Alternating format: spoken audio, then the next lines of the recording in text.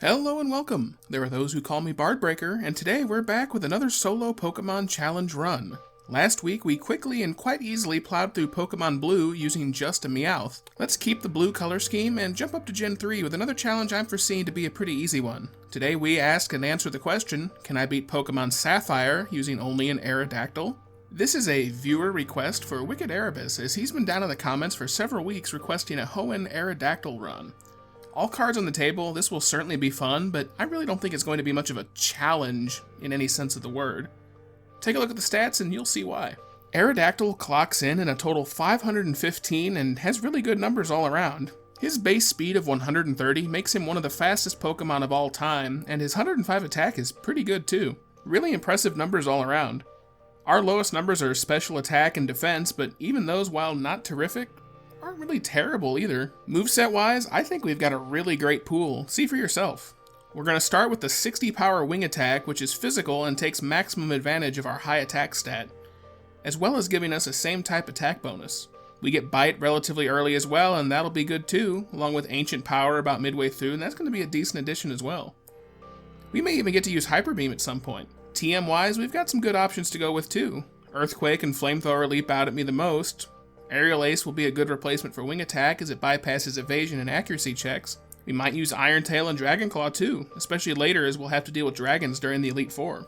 At this point in the intro, I like to remind you all that I'm writing this script as I go, so I actually haven't started playing yet. Make your comments down below and please the almighty Algorithms god of the YouTube algorithms and let me know if you think we can do it or not.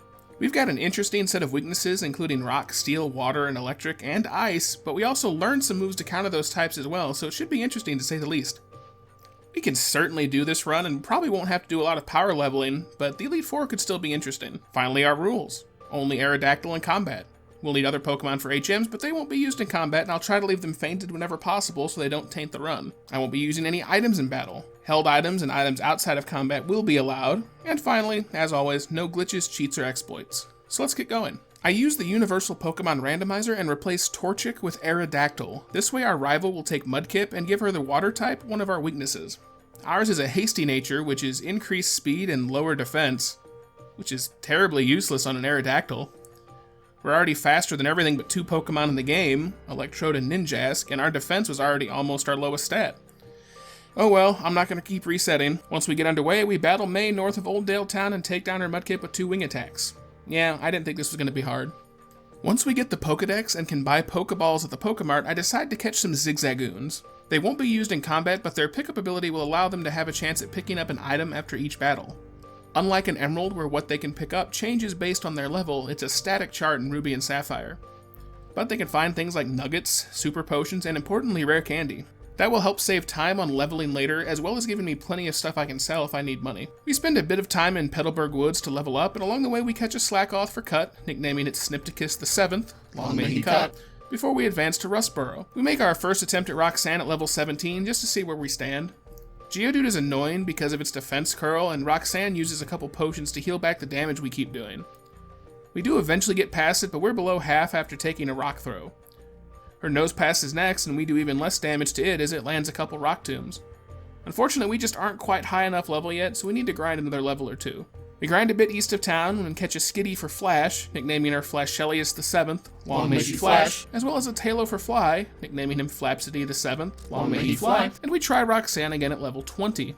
We go through the same song and dance routine with Geodude and his defense curls and potions, but we take it down without actually taking damage ourselves. Nosepass is next, and a crit wing attack does big damage and it lands Rock Tomb for almost 20 to us. We land a Bite that does almost nothing and it misses Rock Throw. We land another wing attack to end it and get our first badge. I don't like always having to grind to start a game, but I guess if we'd actually taken one of the starters we're supposed to, we'd have had a super effective type advantage and it wouldn't have been so bad. We get to Dewford Town next, and as the gym here is fighting, we easily one-shot our way through every Pokemon in the building with Wing Attack, including Brawlies. Now that that's out of the way, we get to use Flash outside of battle and deliver Steven's letter.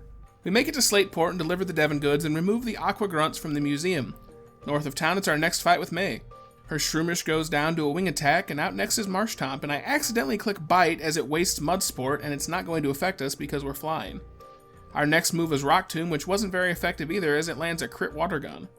We finally go for Wing Attack, which we should have done to start, and we end it. Last out is her Numel, but a single Rock Tomb ends it. After May, it's time for some grinding. Not so much for the levels, but for the money. Now that we're in Mauville City, we can buy Flamethrower from the game corner, but we need a lot of money to afford all the coins for it. Fortunately, my Zigzagoons have picked up a few nuggets, but I still have to fight all the trainers I can for more money and pick up chances.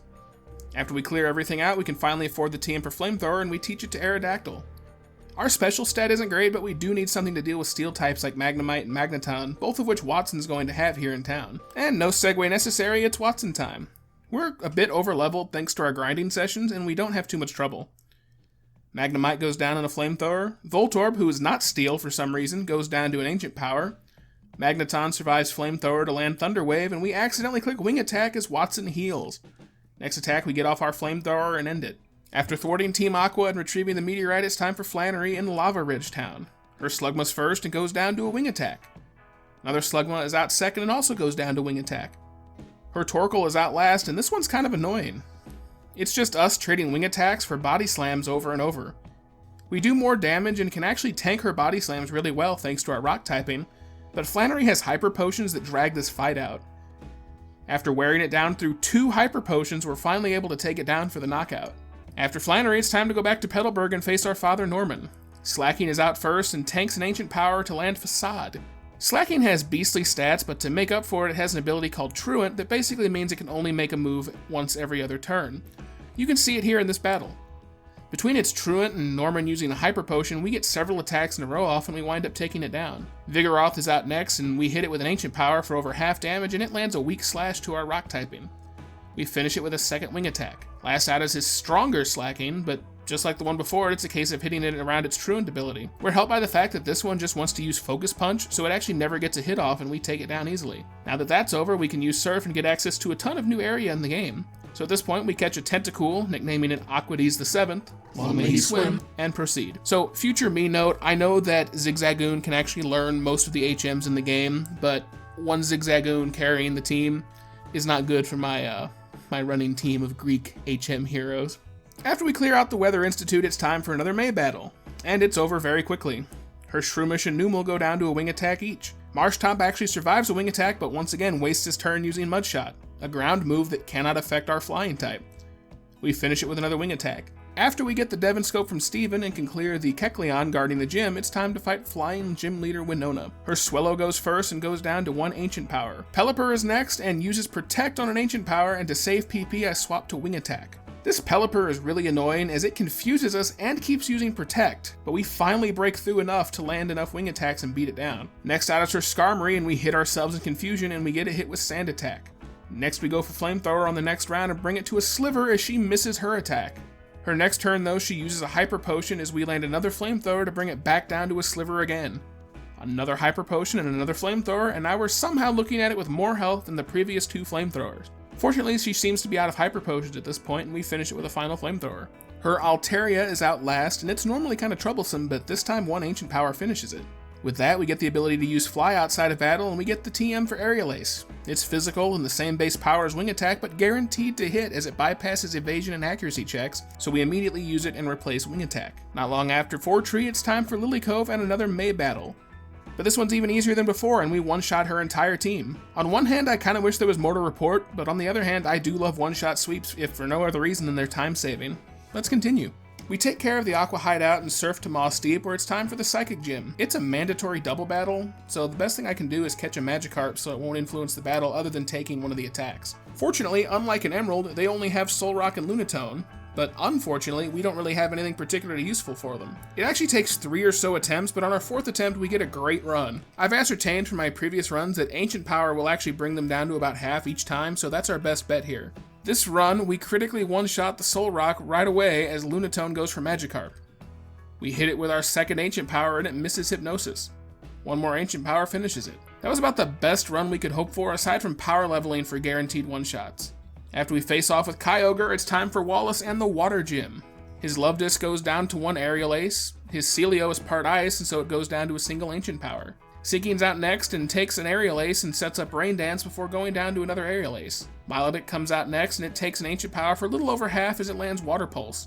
1 more Ancient Power takes it down. Last out is his Wish Cache and it gets off an Amnesia as we land Ancient Power. An Aerial Ace brings it low before Wallace heals it, allowing us to land 2 more Aerial Aces to finish it. Moving through Victory Road, it's time for our last battle with Wally. Altaria goes down to 1 Ancient Power, his Magneton's out next and goes down to Flamethrower. Delcatty comes out and survives an Aerial Ace to hit a Charm which chunks our attack. Those of you who watched my Larvitar run know just how brutal this is. Gardevoir is next, and a Bite does a bit of damage before a fairly interesting turn of events. Wally heals while it's still in green health, something I've never seen a trainer's AI do aside from Blaine healing his full health Pokemon. We end up burning it with Flamethrower, but as synchronized, we get burned too, which lowers our attack further. We finally get past it, but we're not in great shape. His Roselia is out last, and it survives a Flamethrower with a Sliver and lands a Leech Seed. We just barely survive as we finish it with another Flamethrower, and we make it to Victory Road.